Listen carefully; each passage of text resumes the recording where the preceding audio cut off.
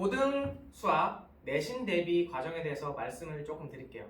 일단 고등 수학은 중학교 수학과는 다르게 공부 방법에 좀 차이를 둘 필요가 있어요. 차이를 둘 필요가 있다. 무슨 얘기냐면 중학교는 반복해서 문제를 풀어도 무슨 유형 자체가 지극히 제한되어 있거든요.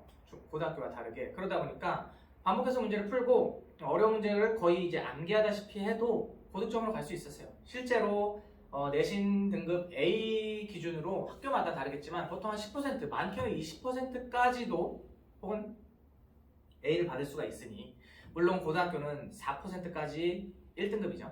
1등급이니까 차이가 좀 있을 수 있다. 그래서 중학교 공부 방법만 가지고는 고등학교에서 살아남기가 쉽진 않다. 왜냐면 우리는 곧 위로 올라가는 거, 2등급, 1등급을 목표로 가기 때문에. 그래서 우선적으로 내신 대비를 위해서는, 특히 그냥 내신 대비뿐만 아니라 고등수학 전반적으로 위해서는, 첫째는 기본 개념을 확실하게 숙지해야 돼요. 기본 개념을.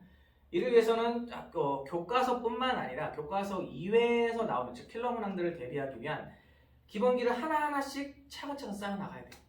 이런 거 없이 그냥 문제들, 그냥 어려운 문제만 풀고 왜 그런지도 모르고 그냥 풀다 보면 어느 순간에 가서 무너지게 되는 경우가 발생해야 돼요. 무슨 말이냐면 벽이 보이는 거죠. 못 올라가겠는 거예요. 더 이상. 이 이상이 안 보이는 거죠.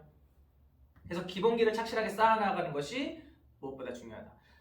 저 같은 경우는 학교에서도 근무를 하고 있기 때문에 고등학교에서 수업을 하면서 학생들한테 모르는 문제를 가져와서 질문을 받다 보면 이러는 거죠. 학생들은 기본 개념이 잘 안 갖춰져 있는데 난이도가 어려운 문제들을 가져와서 물어봐요. 그럼 이제 설명을 하겠죠. 설명하는 도중에 요거는 이런 개념들을 물어보거든요, 학생들한테. 그러면 잘 몰라요.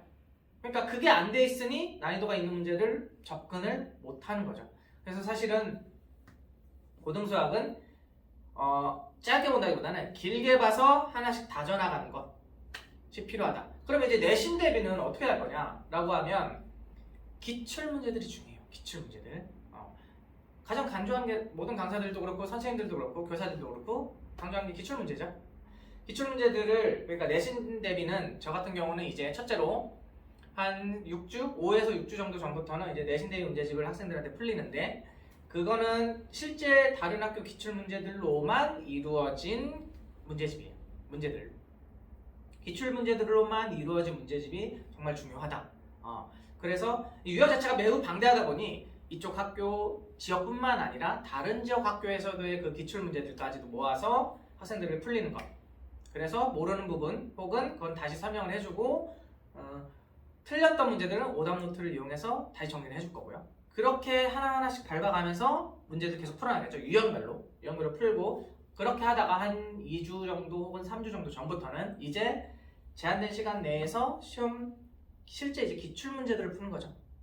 기출 문제들 이루어진 내신 대비 문제집뿐만 아니라 이제 기출 문제들은 제한된 시간 내에서 풀 것. 실제 시험에 적응해 나가는 과정이죠. 사실 수학은 어느 정도 좀 잘하는 학생이라면 시간이 있으면 풀 수 있는 문제들이 많아요. 근데 이제 제한된 시간 내에서 빠르고 정확하게 풀려고 하다 보니까 학생들이 많이 어려워들 하는 거고, 실제 저희 학교에서도 채점을 하고 1등급을 딱 보면은 잘하는 학생들을 보면 제 학생들한테 항상 강조하거든요. 잘하는 학생들이나 그냥 중간 정도 하는 학생들한테도 빠르고 정확하게 풀 수 있는 연습을 반복해서 하라고 얘기를 해요. 그리고 혹은 서술형 답안지를 쓸 수 있는 시간도 어느 정도 확보를 하고, 생각보다 서술형에서 많이 감점되는 게 많기 때문에 그런 걸 하나씩 다 다져가야 된다는 거죠. 기출문제를 통해서. 그래서 이제 기출문제를 풀면서 나오는 오답들이 있겠죠. 그걸 이제 정리를 하고, 정리해서 최종적으로 오답 노트를 해서 반복, 그 오답들은 또 계속해서 풀면서 틀렸던 거 또 하고 이렇게 줄여나가는 거죠.